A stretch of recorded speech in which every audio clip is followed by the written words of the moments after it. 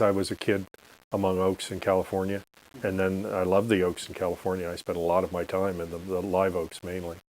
Not all, but a lot of live oaks. And then I got here to New York, and there were huge numbers of oak trees too, but there were no oak trees in common between New York and San Francisco, not a single one.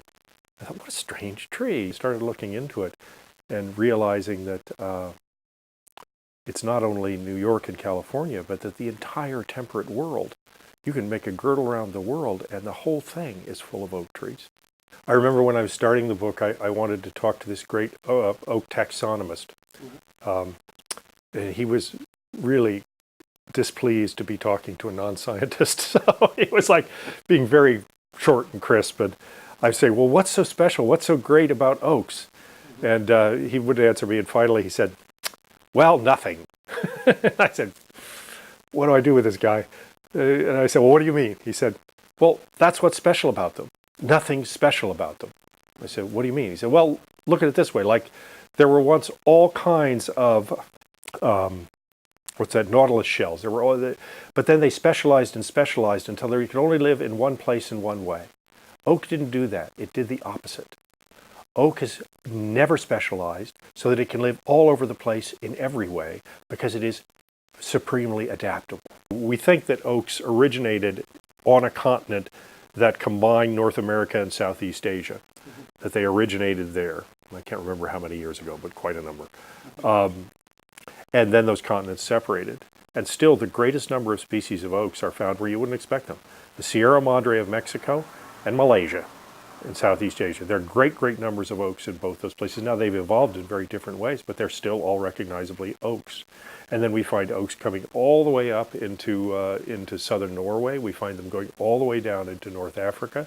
It's only when you get into areas that are extremely cold or extremely arid that you don't find them. And it's because they've been able to change their ways. They're actually members of the beech family. But the genus Quercus, which is the oaks, one of its key recognition is that it will have an acorn, no matter what else. Some, we think of lobed leaves as being, in the East, they think of lobed leaves as meaning an oak tree. And we were taught that in school too. But in California, I looked up and said, you're nuts. My oak trees are these little spiny leaves that if you sit on them hurt.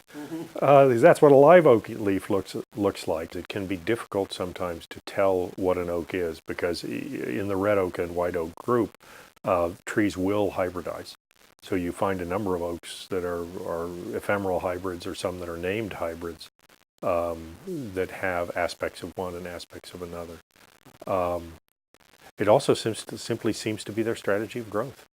And I don't know genetics well enough to know why this is, but they seem to be able, when a challenge arises, to completely, for example, change the way they're doing. Instead of having big early vessels for carrying water, which many of the eastern oaks have, they will be like the oaks in my hometown in California that have very tiny pores to bring water up through, but they have them scattered throughout the whole year's growth. It's a different strategy. It's a strategy for living in an arid climate, and the oak is able to do that. Other trees are not. And I knew from being a kid in California, you cannot graduate from 8th grade, or at least in the old days you couldn't, without passing a test in California history. And part of that test was, what did the California Indians eat? They ate acorns. And you can still find, when we were kids, we would go hiking and we would see big rocks that had hollows, lots of hollows out in them. And those were the mortars in which they ground the acorn meal. So I was fascinated by the tree for that reason, and that it was round the world, that it had this very edible fruit. So what mostly is done in acorn cultures where they eat acorn is you leach the tannins out just by running water through them. The California Indians certainly did that. It was a staple food in California. Where it was plentiful, it was very often a staple.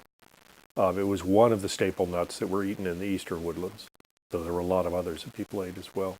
And going out into the ancient Mideast, you find there was very probably a dependence on acorn before agriculture there, in places like Turkey and the whole Fertile Crescent area, because they had a lot of oaks, and oaks that could be eaten with very little leaching. Acorns are so delicious to so many creatures that some creatures have actually evolved to be able to eat them. including blue jays and all the kinds of jays. And there are jays also spread all around the world wherever there are oak trees.